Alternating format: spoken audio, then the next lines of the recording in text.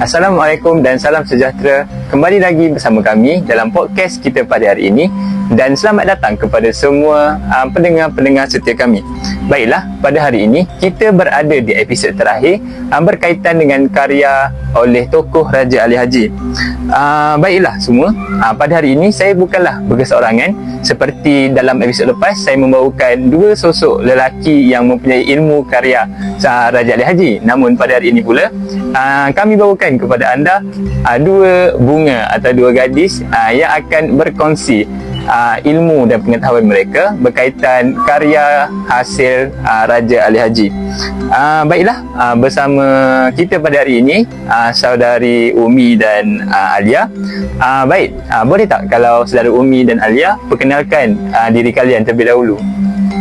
Assalamualaikum dan hai semua. Saya Umi Ainul Syafiah binti Mahazir dan lebih dikenali sebagai Umi. Saya merupakan pelajar daripada Universiti Pendidikan Sultan Idris daripada Fakulti Bahasa dan Komunikasi. Saya pula Nur Ailana Syuhab binti Muhammad Rosli. Saya merupakan pelajar dari Universiti Pendidikan Sultan Idris dan saya merupakan pelajar dari Fakulti Bahasa dan Komunikasi. Baiklah semua penonton, pada hari ini dua gadis hebat ini akan berkongsi tentang sumbangan Raja Ali Haji dalam pelbagai bidang. Baik, kita bergerak ke sumbangan Raja Ali Haji yang pertama, iaitu dalam konteks bidang puisi dan kesusastraan. Jadi saya ingin bertanyakan kepada saudara Umi lah, apa sebenarnya sumbangan Raja Ali Haji ni? Jadi pada pendapat saya, saudara Iqmal, sumbangan terbesar Raja Ali Haji dalam bidang sastra adalah menghasilkan Gurindam 12. Sebagaimana yang kita tahu, Gurindam 12 merupakan sumbangan yang unggul Raja Ali Haji yang telah dicipta pada 1847 yang mengandungi 12 pasal. Gurindam 12 mengandungi nasihat moral, ajaran agama Islam dan falsafah kehidupan. Dan yang menariknya, Raja Ali Haji ini telah menggunakan bentuk gurindam yang ringkas, iaitu dua baris setiap rangkap dengan hubungan sebab dan akibat. Jadi walaupun ringkas, mesejnya padat, indah dan mudah diingati. Gurindam 12 ini menjadi rujukan penting dalam pembentukan nilai masyarakat Melayu, terutamanya dalam pembentukan tanggungjawab, ketaatan kepada Tuhan dan adab sosial.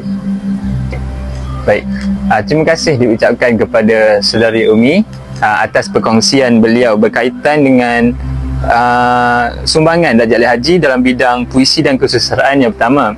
Baiklah, izinkan saya lah untuk menjemput pula saudari Alia.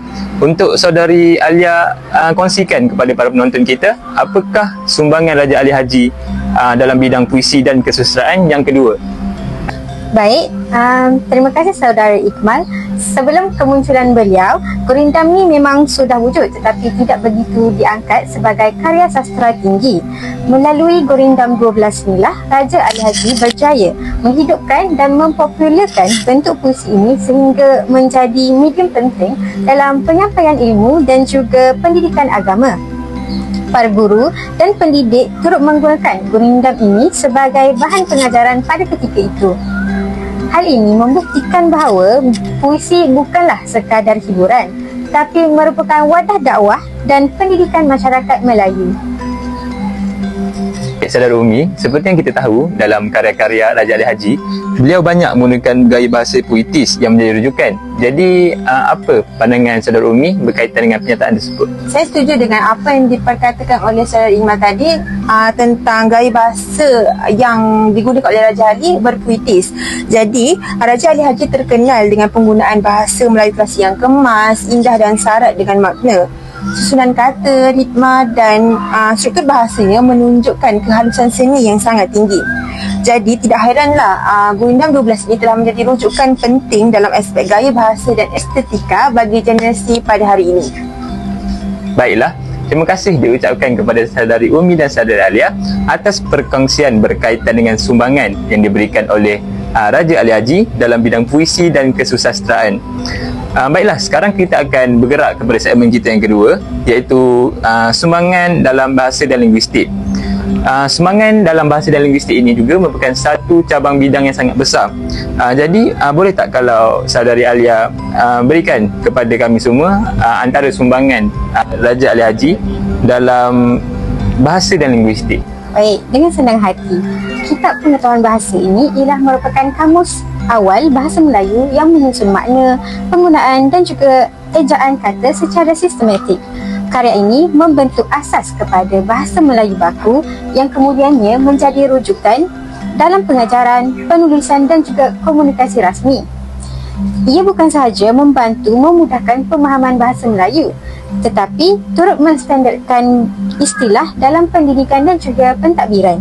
Kitab ini juga memberi pengaruh besar kepada perkembangan bahasa di seluruh Nusantara sehingga menjadi salah satu asas kepada pembentukan bahasa Indonesia.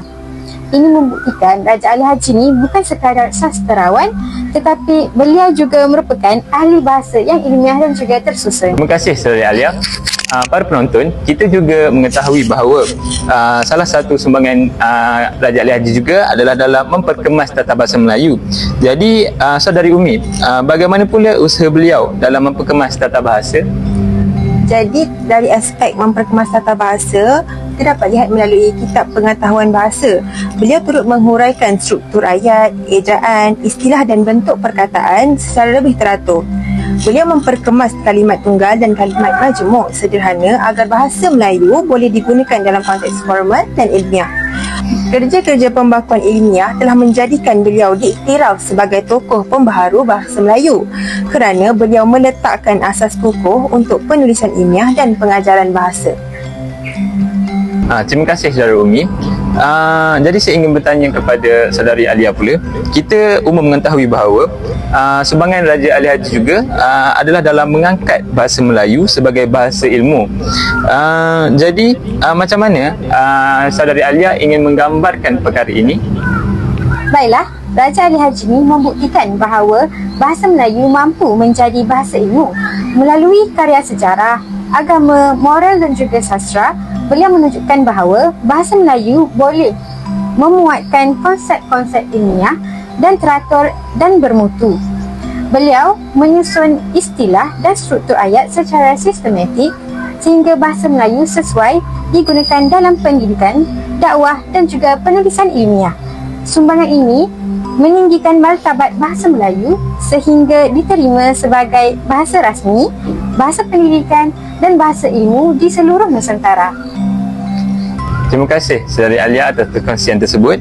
Dan di akhirnya ada satu lagi sumbangan yang sangat besar oleh Raja Ali Haji, iaitu dalam usaha pembakuan bahasa Melayu.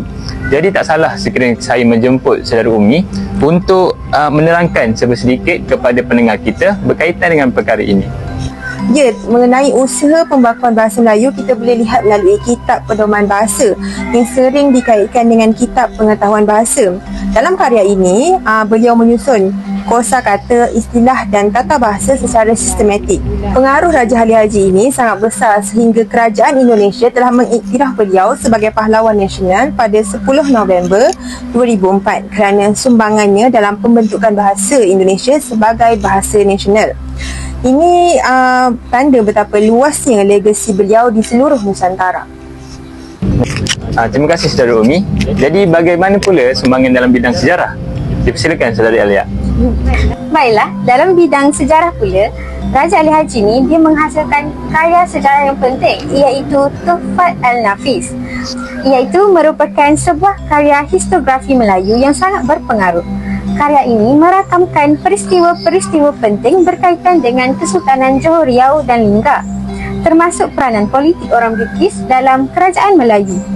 Penulisannya yang tersusun, lengkap dan juga kronologi dan huraian yang logik menjadikannya rujukan utama bagi ahli sejarah moden dan memahami perkembangan politik dan sosial di Nusantara pada abad ke-18 dan juga 19. Betul tu, Tuhfat Al-Nafis merupakan antara sumbangan terbesar dan Raja Ali Haji dalam bidang sastra. Sebagaimana yang kita tahu, Tuhfat Al-Nafis ini merekodkan silsilah Raja-Raja Melayu dan Bugis. Beliau telah menyusun garis keturunan, hubungan kekeluargaan serta peranan tokoh-tokoh penting dalam pembentukan kerajaan. Catatan genealoginya membantu menjelaskan struktur kuasa, asal-usul pemerintah, perkahwinan strategik serta hubungan politik antara negeri seperti Riau, Johor, Siak dan Selangor. Rekod ini menjadi sumber penting dalam memahami pembentukan identiti politik dan sosial masyarakat Melayu Bugis. Baiklah penonton setia sekalian, demikianlah serba sedikit perkongsian daripada dua orang gadis yang telah kita jemput ke podcast kita berkaitan dengan sumbangan Darjah Ahli Haji dalam pelbagai bidang. Semoga kita dapat mempelajari sesuatu yang baru dan dapat mengaplikasikannya pada masa akan datang. Jumpa lagi kita dalam masa akan datang. Bye! Bye!